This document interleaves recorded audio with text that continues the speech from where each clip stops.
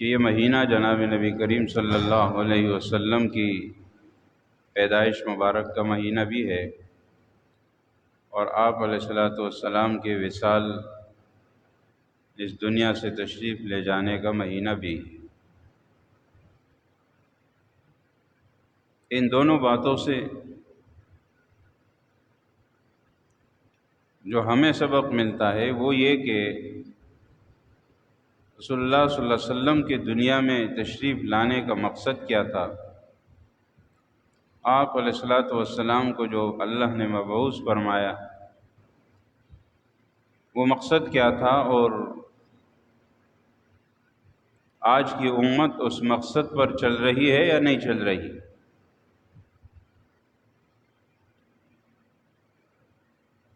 ایک مسلمان ہونے کی حیثیت سے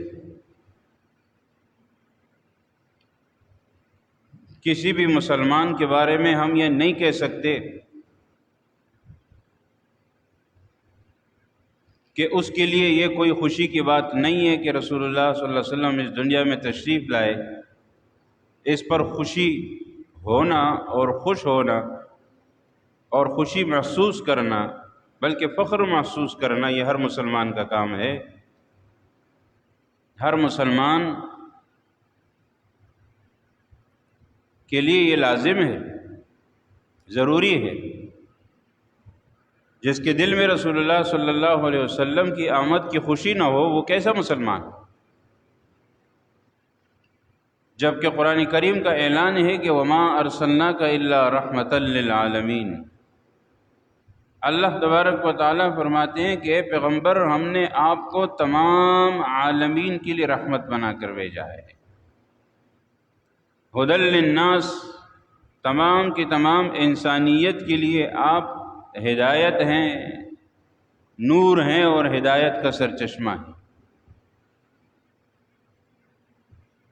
انسانوں کے لیے، جانوروں کے لیے، مخلوقات کے لیے، چرند پرند، جو کچھ بھی کائنات کے اس پورے کے پورے نظام کے لیے پیغمبر علیہ الصلوۃ والسلام کا اس دنیا میں تشریف لانا باعث رحمت ہے۔ اللہ کا انعام ہے سب پر۔ اگر حضور نبی کریم صلی اللہ علیہ وسلم تشریف نہ لاتے تو اس وقت حالت کیا تھی؟ انسان نہیں تھا، انسان صرف شکل کا اور ظاہر کا انسان تھا، لیکن اپنے کرتوتوں کی وجہ سے وہ جانوروں سے بھی بدتر تھا۔ چنانچہ آپ اور ہم واقعات جاہلیت کے سنتے ہیں اور پڑھتے ہیں۔ جاہلیت میں عورت کے ساتھ کیا سلوک ہوتا تھا، بچیوں کو زندہ درگور کرنا یہ تو ان کا مشغلہ تھا۔ چھوٹی چھوٹی بات پر صدیوں تک آپس میں ان کی پشتوں تک لڑائیاں لڑنا، معمولی باتوں پر دشمنیاں، بغض، قتل عام، یہ ساری کی ساری خرابیاں ان میں موجود تھی۔ لیکن اس کے باوجود وہ مشرکین مکہ اللہ کے گھر بیت اللہ شریف کی خدمت کیا کرتے تھے اور کہتے تھے کہ ہم جو کچھ بھی کریں ہم یہ اچھا کام تو کر رہے ہیں۔ حالانکہ قرآن کریم میں اللہ نے ارشاد فرمایا کہ بیت اللہ کی خدمت کرنا، حاجیوں کی خدمت کرنا، یہ ایمان لانے کے برابر نہیں ہو سکتا۔ جب تک ایمان نہیں لائے ہو یہ ساری چیزیں کسی کام کی نہیں۔ اجعلتم سقایۃ الحاج وعمارۃ المسجد الحرام کمن آمن باللہ والیوم الآخر وجاہد فی سبیل اللہ۔ کیا تم نے یہ سمجھ رکھا ہے کہ حاجیوں کو پانی پلانا اور اللہ کے گھر میں اللہ کے گھر کی خدمت کر لینا، بیت اللہ شریف کا خیال رکھ لینا، یہ ایمان لانے سے بھی کوئی بڑا عمل ہے؟ نہیں۔ اللہ کے راستے میں لڑنا، اللہ کی دین کے لیے قربانی دینا اور ایمان لانا اللہ اور اللہ کے رسول پر، یہ بڑا کام ہے۔ اور یہ جو تم جن کاموں کو کر رہے ہو یہ تو بعد کی باتیں ہیں۔ تو بہرحال اس حالت میں، ایسے وقت، ایسے موقع پر جب انسان نہیں تھا، انسانیت سے گر چکا تھا، اور وہ ایک معاشرہ پورا کا پورا ایسا بن چکا تھا کہ وہ ناسور بن چکا تھا انسان معاشرے کے لیے، ہر ایک خود غرض تھا، جس کی لاٹھی اس کی بھینس، طاقت جس کے پاس تھی وہی سب کچھ اس کے ہاتھ میں تھا، انصاف نہیں تھا۔ جناب نبی کریم صلی اللہ علیہ وسلم تشریف لائے تو آپ علیہ الصلاۃ والسلام کے آنے پر صرف انسان ہی نہیں بلکہ تمام کی تمام مخلوقات نے خوشی کا اظہار کیا اور انہوں نے خوشی محسوس کی۔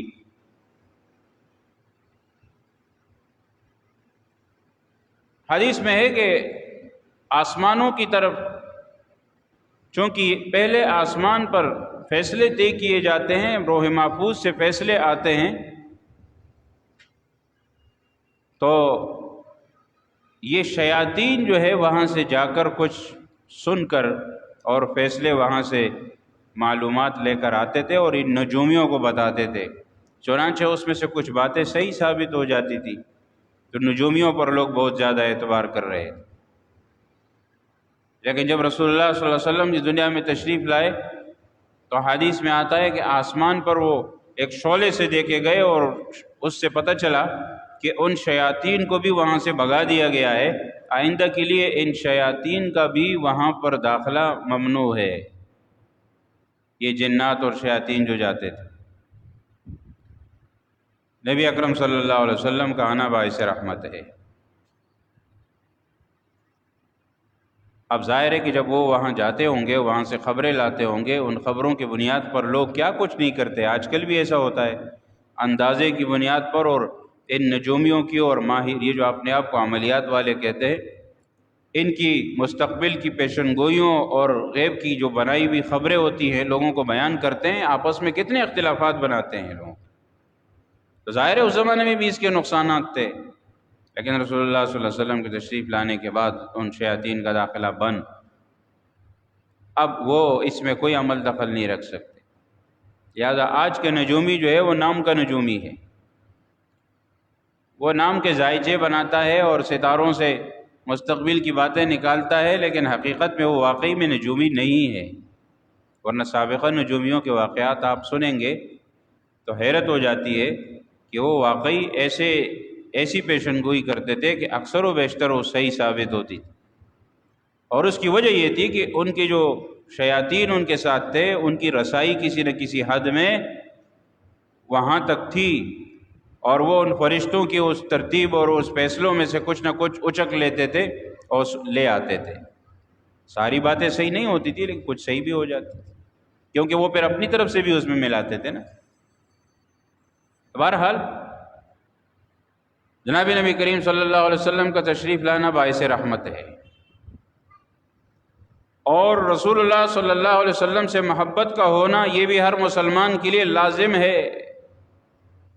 لا یؤمن احدکم حتی اکون احب الیہ من والدہ وولدہ والناس اجمعین۔ فرمایا رسول اللہ صلی اللہ علیہ وسلم نے، وہ شخص اس وقت تک کامل مومن نہیں ہو سکتا جب تک اس کے نزدیک میں میری محبت اپنے آپ، اپنے والدین، اپنی اولاد اور تمام کے تمام انسانوں سے زیادہ اس کے دل میں پیغمبر کی محبت نہ ہو، وہ کامل مومن نہیں ہو سکتا۔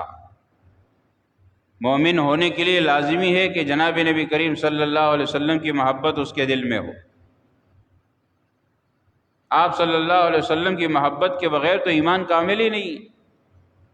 لہٰذا یہ سمجھ لینا کہ جی کوئی مسلمان یا مسلمانوں کا کوئی طبقہ یا مسلمانوں کے کچھ لوگ ایسے ہیں جو اگر مخصوص کام نہ کریں تو وہ پیغمبر علیہ السلام سے محبت نہیں رکھتے، یہ کون سی بات ہو گئی؟ آج کیا ہے کہ ہر قسم کے طبقے کے لوگوں نے اپنے حساب سے محبت کی نشانیاں بنائی ہوئی ہے کہ یہ کام کریں گے تو اس کا مطلب یہ ہے کہ آپ پیغمبر سے محبت کرتے ہیں، اور جو نہیں کرتا اس کو کہتے ہیں کہ آپ کو پیغمبر سے محبت نہیں ہے۔ یہ بہت بڑا الزام ہے۔ محبت ہونے کا مطلب یہ نہیں ہے کہ وہ کام کرنا پڑے گا جو آپ کروانا چاہتے ہیں۔ آپ جس کام کو محبت کہتے ہیں ضروری نہیں ہے کہ وہ محبت ہے۔ محبت وہ ہے جو صحابہ کرام نے کی، محبت کے طریقے وہ ہیں جو تابعین، تبع تابعین، ائمہ کرام، مجتہدین، محدثین، مفسرین، جو ان لوگوں نے جس طریقے سے محبت کا تقاضا ادا کیا، محبت کا تقاضا وہ ہوتا ہے۔ یہ محبت ہے۔ محبت رسول کا تقاضا یہ ہے کہ جناب نبی کریم صلی اللہ علیہ وسلم کی اتباع کی جائے، ابتداع نہ کی جائے۔ ابتداع عربی کا لفظ ہے، اس کا معنی ہوتا ہے دین میں کوئی نئی چیز ایجاد کرنا۔ تو پیغمبر کی محبت کا تقاضا یہ ہے کہ ہم ان کی اتباع کریں، یہ نہیں کہ ان کے دین میں نئی چیزیں ایجاد کر کے بولیں کہ جی یہ محبت ہے۔ یہ محبت نہیں ہے، وہ محبت ہے جو جناب نبی کریم صلی اللہ علیہ وسلم نے سکھائی، بتائی اور صحابہ نے کر کے دکھائی۔ اگر ہم کہیں کہ جی یہ محبت ہے جو ہم کرتے ہیں، تو پھر آپ سے یہ سوال ہوگا کہ جناب نبی کریم صلی اللہ علیہ وسلم کو اس محبت کا پتہ تھا کہ اس طرح بھی محبت کی جاتی ہے یا نہیں تھا؟ اگر آپ کہتے ہیں کہ رسول اللہ صلی اللہ علیہ وسلم کو اس محبت کا پتہ تھا تو بتائیے، لائیے، پیش کیجئے، کہاں رسول اللہ صلی اللہ علیہ وسلم نے فرمایا کہ اس طرح محبت کا اظہار کرو جیسے آج ہوتا ہے؟ کتنی ساری خرافات ہوتی۔ اور اگر آپ کہیں کہ رسول اللہ صلی اللہ علیہ وسلم کو اس چیز کا علم نہیں تھا، یعنی یہ نئی بات ہے، تو بس بات ثابت ہو گئی کہ یہ نئی چیز ہے۔ جس چیز کے بارے میں اللہ کے رسول کو پتہ ہی نہیں ہے، تو حدیث میں یہی تو آتا ہے کہ قیامت کے دن جب حوض کوثر پر رسول اللہ صلی اللہ علیہ وسلم جام کوثر، آب کوثر پلا رہے ہوں گے، تو جب لوگوں کو سامنے لایا جائے گا تو رسول اللہ صلی اللہ علیہ وسلم پوچھیں گے کہ ان کو کیوں منع کیا جا رہا ہے، ان کو بھی پانی پلائیں۔ تو فرشتے کہیں گے کہ آپ کو معلوم نہیں ہے انہوں نے آپ کے بعد کیا کیا چیزیں ایجاد کی دین میں، آپ کو نہیں پتہ؟ تو جب پیغمبر کو کسی چیز کا علم نہیں تھا کہ یعنی وہ چیز اس زمانے میں نہیں تھی اور آئندہ کو وہ چیز آ گئی، تو وہ تو دین کا حصہ نہیں ہے۔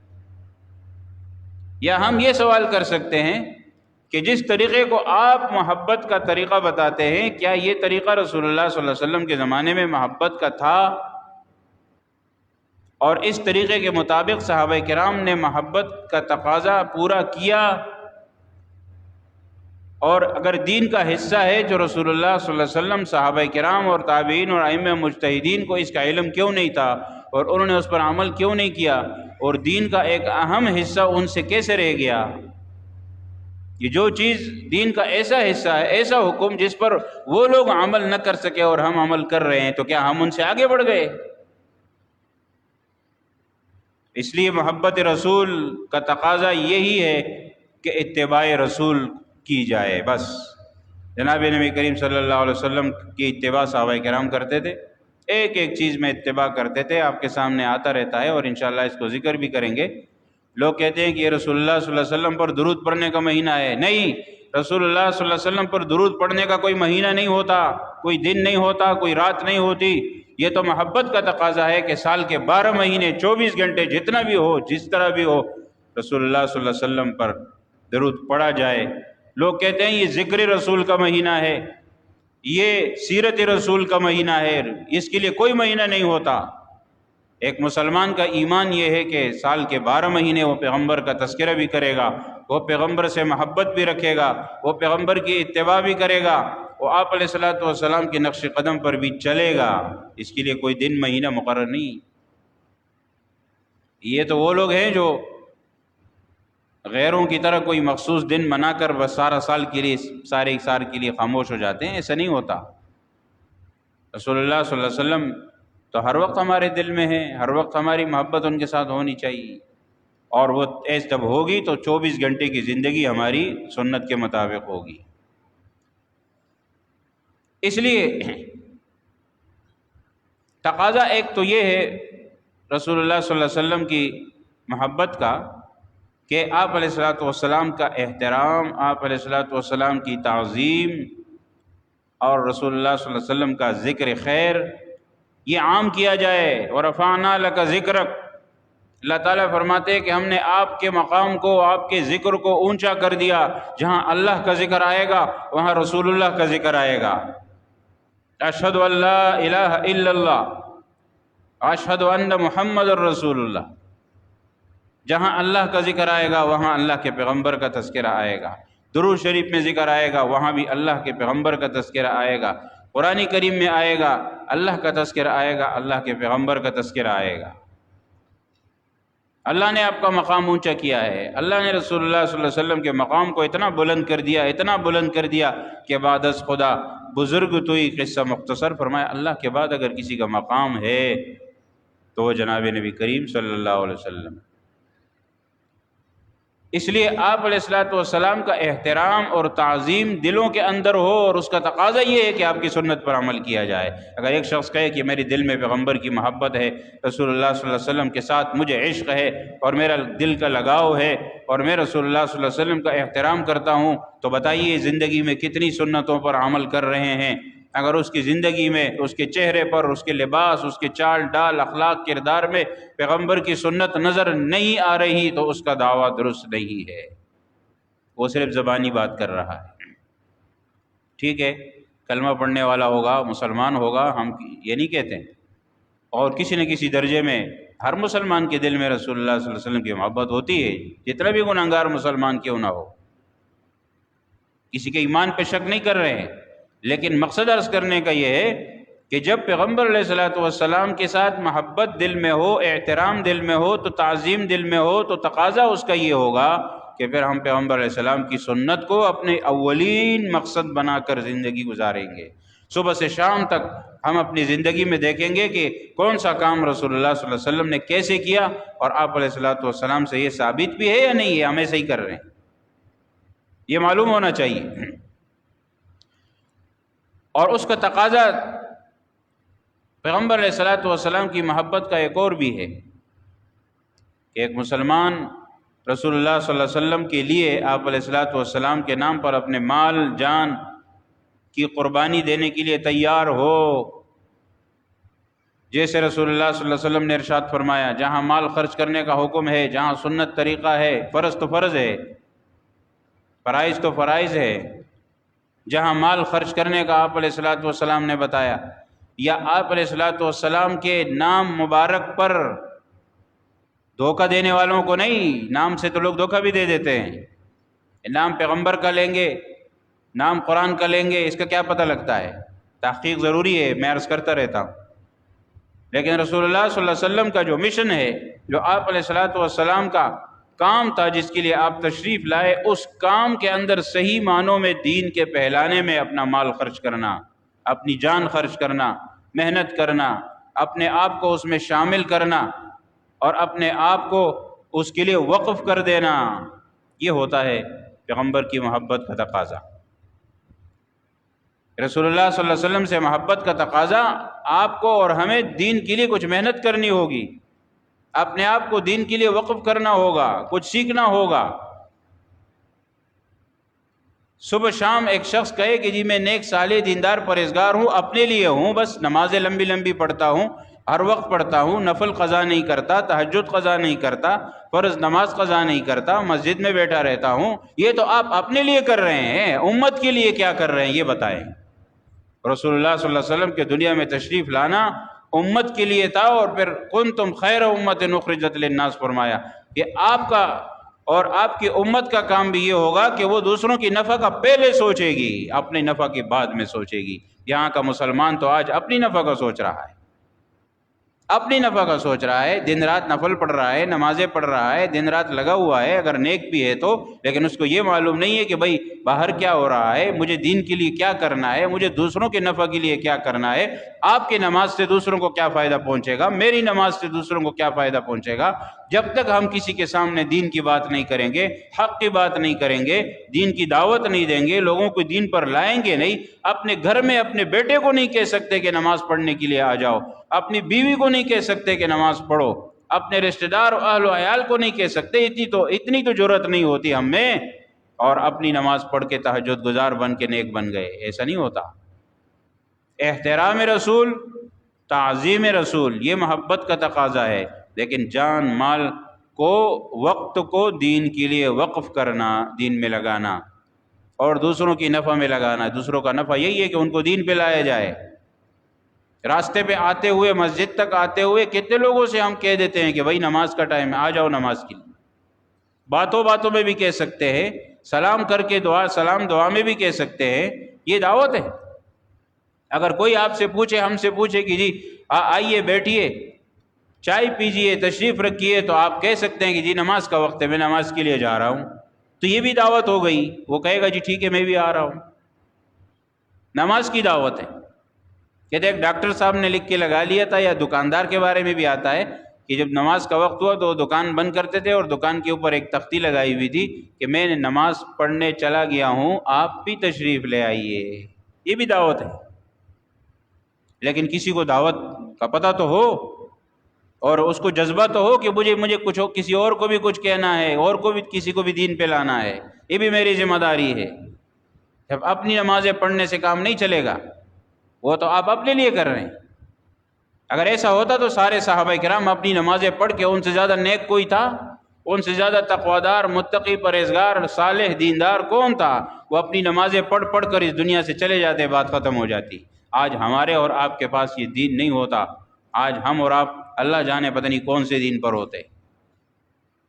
تو انہوں نے سب کی فکر کی، پوری امت کی فکر کی، لہٰذا آج امت پہ دین پھیلا ہوا ہے اور پھیل رہا ہے۔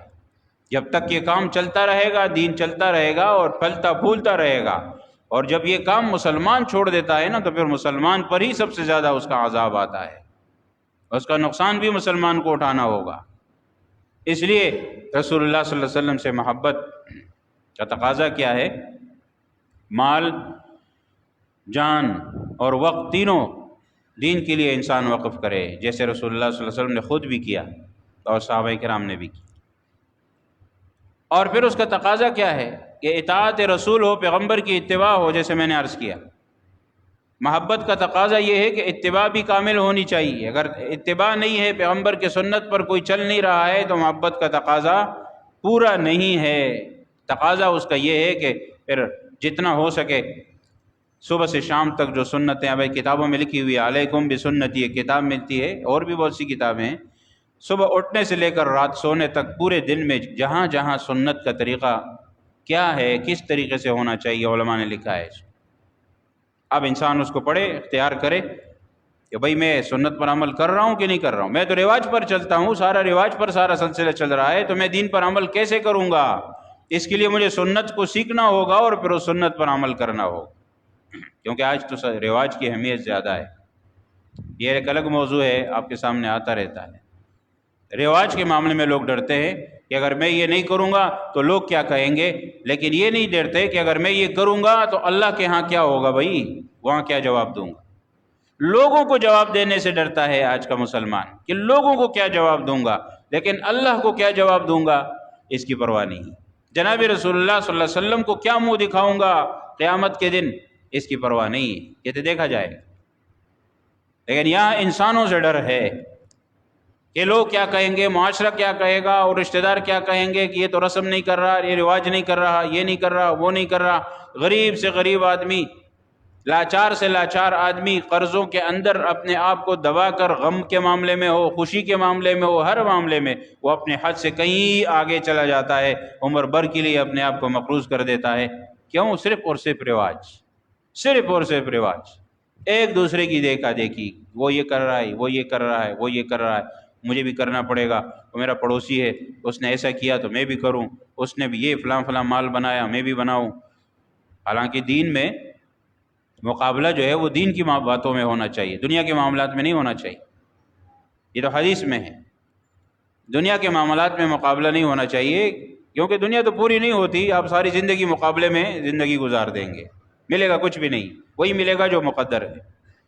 دین کے معاملے میں مقابلہ ہو سکتا ہے، وہ زیادہ دیندار ہے میں بھی دیندار بن جاؤں، اس کے بچے زیادہ دیندار ہیں میرے بچے بھی دیندار بن جائے، اس کے بچے عالم ہیں، اس کے بچے حافظ ہیں، میرے بھی بن جائیں، ٹھیک ہے، اس کے گھر میں دین کی تعلیم ہوتی ہے، دینی باتیں ہوتی ہیں، دینی مجلس ہوتی ہے، دین جو ہے اس پر عمل ہو رہا ہے، میں بھی کروں۔ یہ مقابلے کی باتیں ہیں۔ فاستبقوا الخیرات، قرآن میں اللہ نے کہا نیک کاموں کی طرف ایک دوسرے سے آگے بڑھو، جتنا وہ آگے بڑھ رہا ہے تم اس سے بھی زیادہ آگے بڑھ جاؤ، یہ مقابلہ کرو۔ خاص طور پر ایک تقاضا محبت رسول کا یہ بھی ہے کہ احیاء سنت، جو سنتیں مردہ ہو چکی ہے ان سنتوں کو زندہ کرنا ہوگا، اس کے تو کوئی بھی نہیں سوچتا ہے۔ حدیث میں آتا ہے نا کہ جو شخص مردہ سنت کو زندہ کرتا ہے اس کو 100 شہیدوں کا ثواب ملتا ہے۔ کیوں شہیدوں کا ثواب کیوں ملتا ہے؟ اس لیے کہ جب مردہ سنت زندہ کرے گا تو اس کو 100 لوگ باتیں کریں گے اور ہر آدمی ایسی بات کرے گا جو اس کے لیے موت جتنی سخت ہوگی، لیکن وہ اس کو موت کی طرح برداشت کرے گا۔ یہ ایسا ہوگا جیسے اس کو 100 مرتبہ کسی نے مارا ہے، اور جب 100 مرتبہ دین کے لیے وہ موت کی باتیں برداشت کرے گا تو یہ 100 مرتبہ مر گیا اللہ کے لیے، شہید ہو گیا، اس لیے اس کو 100 شہیدوں کا ثواب ملتا ہے۔ 100 شہید، ایک شہید کا کتنا ثواب ہے؟ یہ مردہ سنت کو زندہ کرنا۔ آج کتنی سنتیں ایسی ہیں جن کا نام و نشان لوگوں کی زندگیوں میں نہیں، ان سنتوں کو خاص طور پر زندہ کرنا، یہ محبت رسول کا تقاضا ہے، یہ تقاضا ہے سیرت رسول کا، یہ تقاضا ہے رسول اللہ صلی اللہ علیہ وسلم سے عشق کا۔ زبانی کلامی باتوں سے نہیں ہوگا، آپ علیہ الصلوۃ والسلام کی سنتوں کو زندہ کیا جائے۔ رسول اللہ صلی اللہ علیہ وسلم سے محبت کا اور عشق کا ایک تقاضا اور بھی ہے، وہ یہ ہے کہ آپ علیہ الصلوۃ والسلام پر درود و سلام کی کثرت ہو۔ درود شریف جتنا پڑھا جائے، میں نے عرض کیا نا، لوگ کہتے ہیں کہ یہ درود کا مہینہ ہے، یہ درود کا مہینہ نہیں ہے، درود کا کوئی مہینہ نہیں ہوتا۔ درود سارا سال پڑھنے کی چیز ہے، ہر وقت پڑھنے کی چیز ہے، ذکر اذکار میں شامل ہے۔ اور آج تحقیق سے یہ بات ثابت ہو چکی ہے کہ ڈپریشن، پریشانی، اور یہ جو انسان کسی چیز میں دل نہیں لگ رہا، نہ گھر میں، نہ باہر، نہ کام میں، نہ کاج میں، یہ جو آج کل مسئلہ سب کے ساتھ ہے، کیونکہ حالات بہت ہیں، مہنگائی ہے، بے روزگاری ہے، بدامنی ہے، اور ہر طرف جو ہے وہ فریاد ہی فریاد ہے۔ پھر جب انسان تنہائی میں ہو جاتا ہے، سوچ فکر میں پڑ جاتا ہے، تو وہ پریشان ہو جاتا ہے، غمگین ہو جاتا ہے، پھر اس کے بعد اسے کسی کام میں مزہ نہیں آتا، کوئی چیز دل نہیں لگتا کہیں بھی۔ یہ اکثر لوگ کہتے ہیں، پھر لوگ کیا بناتے ہیں، جادو ہو گیا ہے، اثر ہو گیا ہے، اور اس کے بعد جو ہے میرے ساتھ یہ ہو گیا، میرے ساتھ وہ ہو گیا، تعویذ کی ضرورت ہے، اس کی ضرورت ہے، کچھ بھی نہیں ہے۔ یہ تو سب ان چیزوں کی پریشانی ہے، پھر ہمارے اپنے اعمال کی وجہ سے ہوتا ہے، اور اس کا علاج ڈپریشن کا سب سے بہترین درود شریف کا پڑھنا ہے۔ یہ تحقیق سے ثابت ہو چکا ہے، کوئی کر کے دیکھیں۔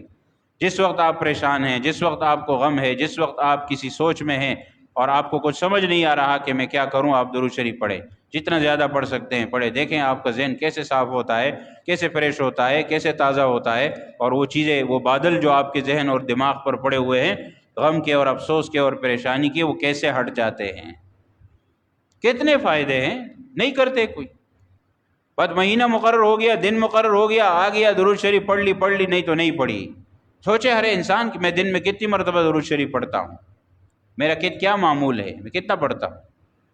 اگر زیادہ سے زیادہ نہیں، صبح شام کوئی تسبیح وغیرہ تو پڑھوں گا، 100 صبح، 100 مرتبہ، 100 مرتبہ شام، کم از کم، یا ہر نماز کے ساتھ 100 مرتبہ، کوئی تو معمولات ہونے چاہیے نا۔ تو یہ چیز تو ہماری زندگیوں سے بالکل ہی نکل چکی ہے۔ ذکر اذکار کا تو کسی کو وقت ہی نہیں ہے، حالانکہ ذکر اذکار ہی سب سے آسان چیز ہے جو آپ ہر وقت کر سکتے ہیں، آپ اپنے کام کے ساتھ بھی کر سکتے ہیں۔ کوئی ڈرائیور ہے، کوئی کام کر رہا ہے، کوئی چوکیدار ہے، کوئی گاڑی چلا رہا ہے، کچھ بھی کر رہا ہے، وہ کر سکتا ہے، ذکر بھی ساتھ ساتھ کر رہا ہے۔ جو اتنا آسان کام ہے وہ ہم سے نہیں ہو رہا، اور دعویٰ کیا ہوتا ہے کہ جی پیغمبر سے عشق ہے، پیغمبر سے محبت ہے، ٹھیک ہے، لیکن اس کا تقاضا بھی تو پورا کریں، اس کے مطابق عمل بھی تو کریں۔ رسول اللہ صلی اللہ علیہ وسلم کی سیرت مبارک سے اپنے آپ کو آگاہ کرنا، آپ علیہ الصلوۃ والسلام کی مبارک زندگی شروع سے لے کر آخر تک اس کو پڑھنا، سمجھنا، اور اس کو سیکھنا کہ آپ علیہ الصلوۃ والسلام نے مبارک زندگی کیسے گزاری، یہ سیرت ہے، اس سیرت کو سمجھنا، یہ بھی پیغمبر علیہ الصلوۃ والسلام سے محبت کا بہت بڑا تقاضا ہے۔ اگر کسی کو محبت ہے اور دعویٰ ہے، اور یقیناً ہے ہم سب کو، تو ہمیں رسول اللہ صلی اللہ علیہ وسلم کی سیرت مبارک کو سمجھنے کے لیے وقت نکالنا پڑے گا۔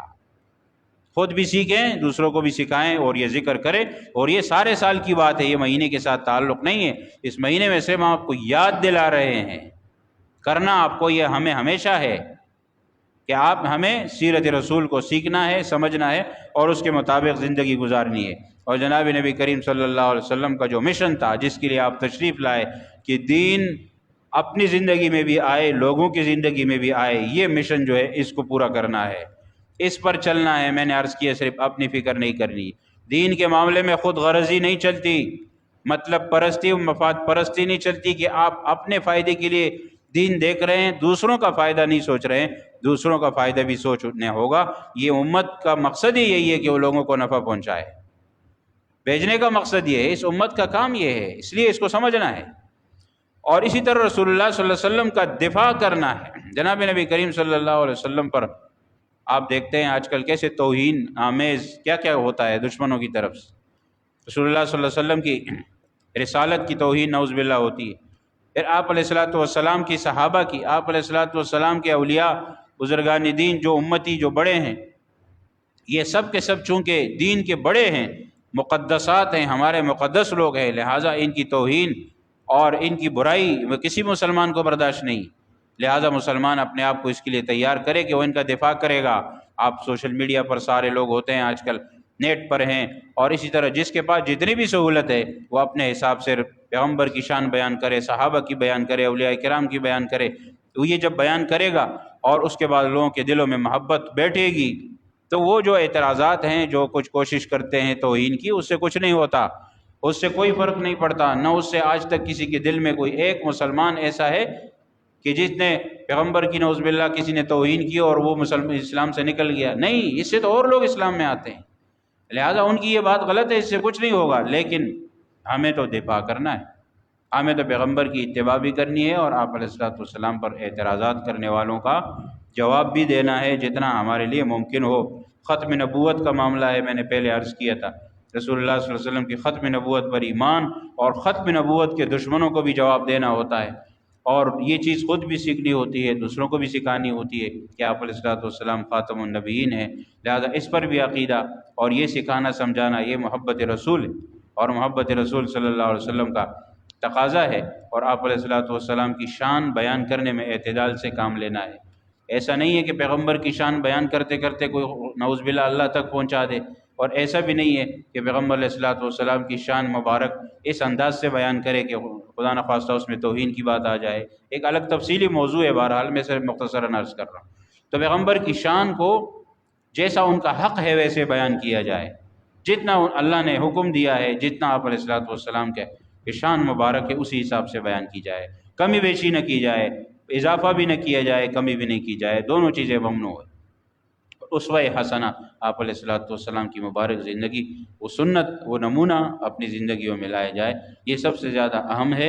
اور پوری محبت رسول اللہ صلی اللہ علیہ وسلم کی محبت کا جو سب سے بڑا تقاضا ہے وہ یہی، اگر وہ باتیں ہماری زندگی میں نہیں آئیں گی تو پھر دعویٰ زبانی کلامی ہوگا۔ اللہ تبارک و تعالیٰ میں صحیح سچا مسلمان بنائے، سنت رسول پر عمل کرنے والا بنائے، وما علینا الا البلاغ، سنت ادا کی۔